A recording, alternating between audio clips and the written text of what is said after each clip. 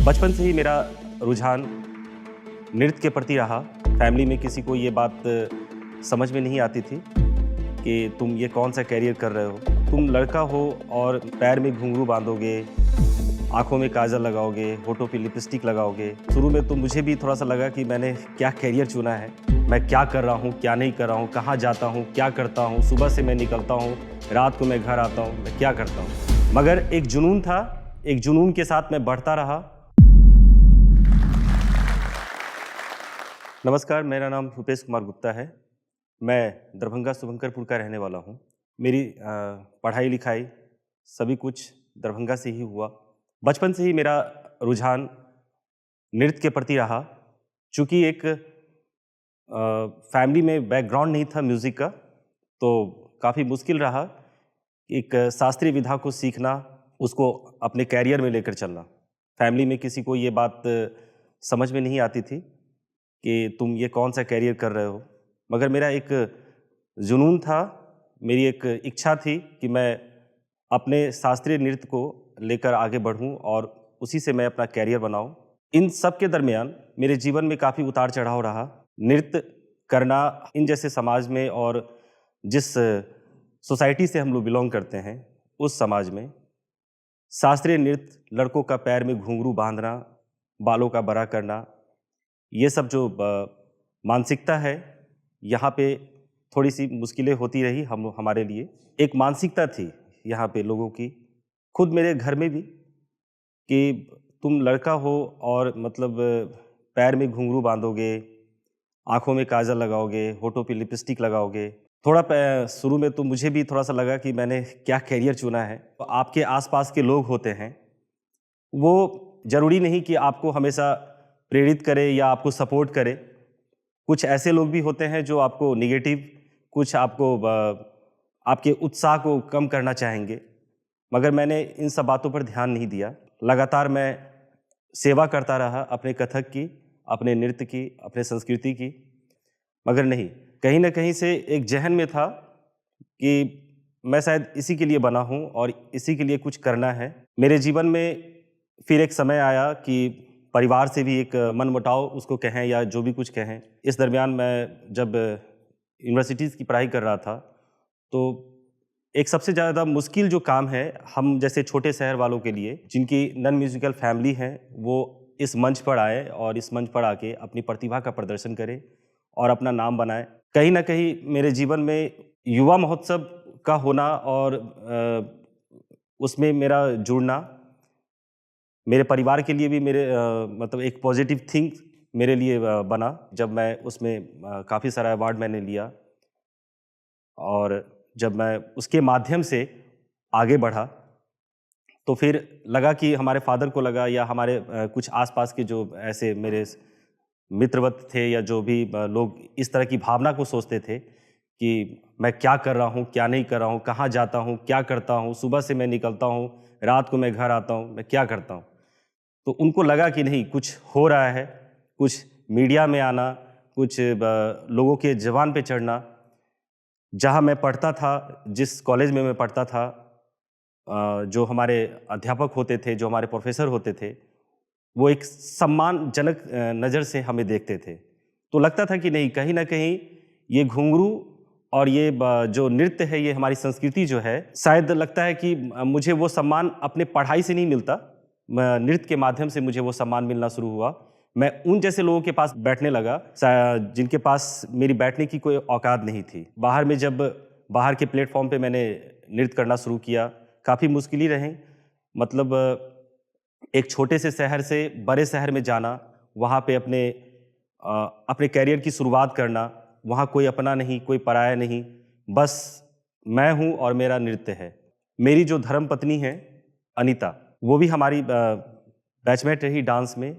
नृत्य के माध्यम से ही हमारी दोनों की मुलाकात हुई थी। जब हमारी शादी की बात हुई, तो जो हमारी वाइफ के जो परिवार वाले हैं, उन लोगों को ये लगता था कि एक नाचने वाले से अपनी बेटी की शादी कैसे करवा दूं, कि कैरियर नहीं है आपका, कुछ कैरियर नहीं है, आप कुछ कर नहीं रहे हो। मतलब यहाँ लोगों को ये समझ में नहीं आ रहा है कि संगीत कैरियर का एक माध्यम नहीं है। जरूरी नहीं कि आपके जीवन में मोटर गाड़ी, बंगला, पैसा हो तभी आप एक सक्सेसफुल इंसान हैं। तो एक मुश्किल दौर रहा हमारे लिए कि परिवार को समझाना, अपने परिवार के साथ साथ उसके परिवार को समझाना कि नहीं, हम कुछ कर सकते हैं, कुछ करेंगे, थोड़ा टाइम दीजिए, थोड़ा टाइम लगेगा। और जैसे तैसे हमारे परिवार वालों ने हामी भरी हमारी शादी के लिए, और 2015 में हमारी शादी हुई, और 15 से लेके 17 2 साल के बाद हमारी नौकरी हुई। वो 2 साल भी हमारा काफ़ी मुश्किल का दौर रहा।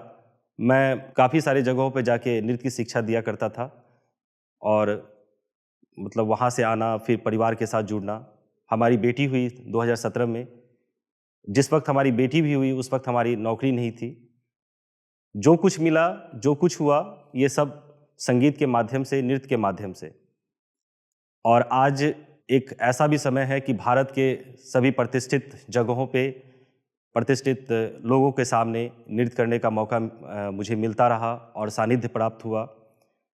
और आज जिसके लिए हम सोचते थे कि हमारे पास ये हो, हम एक समाज को दिखा सके कि नहीं, संगीत एक कैरियर है, नृत्य एक कैरियर है, ये सिर्फ एक एंटरटेनमेंट का कोई साधन नहीं है।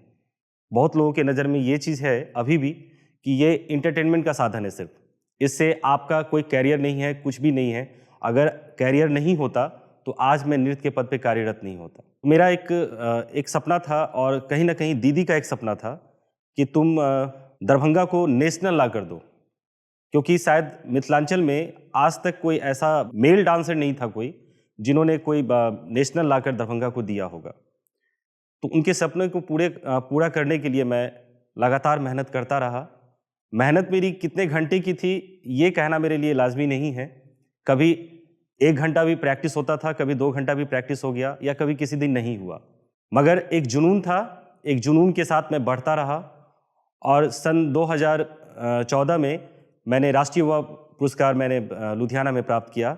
उससे पहले जब मैंने संस्था का स्थापना किया 2010 में, तो उस वक्त मात्र एक बच्चे से मैंने अपने इंस्टीट्यूट को स्थापित किया, जो गंगा सागर पोखर पे एक हमारी आंटी हुआ करती थी, राधे राधे आंटी, जिनके घर पे मैं, चूँकि हमारे पास प्रैक्टिस करने का एक जगह भी नहीं होता था, तो उनके घर पे मैं जाके प्रैक्टिस करता था। तो वहीं पर मैंने एक संस्था स्थापित किया। एक बच्चे से मेरी शुरुआत हुई, धीरे धीरे करते करते, लगन लगाते लगाते, प्रचार प्रसार के माध्यम से हो, चाहे मतलब एक आपसी जुड़ाव से हो, धीरे धीरे करके आज हमारे संस्था में 40 या 50 बच्चे हैं तकरीबन।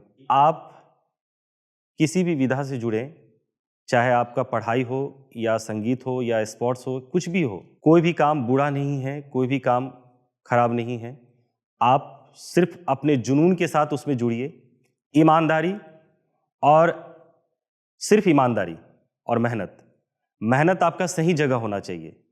एक कहावत कही जाती है कि पानी पियो छान के और गुरु करो जान के। ये संगीत विधा में भी हमारे साथ लागू होता है। मैं आप सभी आने वाले युवा पीढ़ी को यही कहना चाहूँगा कि आप कहीं भी जाएं, यूट्यूब का ज़माना है आज, मल्टीमीडिया का ज़माना है आज, हर कुछ दिखता है, हर कुछ लोग कितने पानी में हैं, क्या वो जानते हैं, क्या नहीं जानते हैं, ये आपको हर कुछ आज मल्टीमीडिया के ज़माने में दिख सकता है और आप देख सकते हैं। और इस माध्यम से अपने आप को समझिए और आप अपनी कैपेसिटी को समझिए, आप उस फील्ड में कितना मेहनत कर सकते हैं, आपका जुनून कहाँ तक आपको ले जा सकता है, मुश्किलों से आप कितना लड़ सकते हैं, क्योंकि बिना किसी मुश्किल के, बिना किसी कठिनाई के आप किसी भी मंजिल को पा नहीं सकते हैं। तो मेरा यही कहना है कि आप किसी भी मुश्किल से घबराए नहीं और लगातार आगे बढ़ते रहें और अपने मंजिल को पाएं। अहाँ सब एकरा सब्सक्राइब करूँ, लाइक करूँ और जत्ते से जत्ते मैथिल छै उनका बीच में शेयर करूँ। और नया नया प्रेरणादायक कहानी,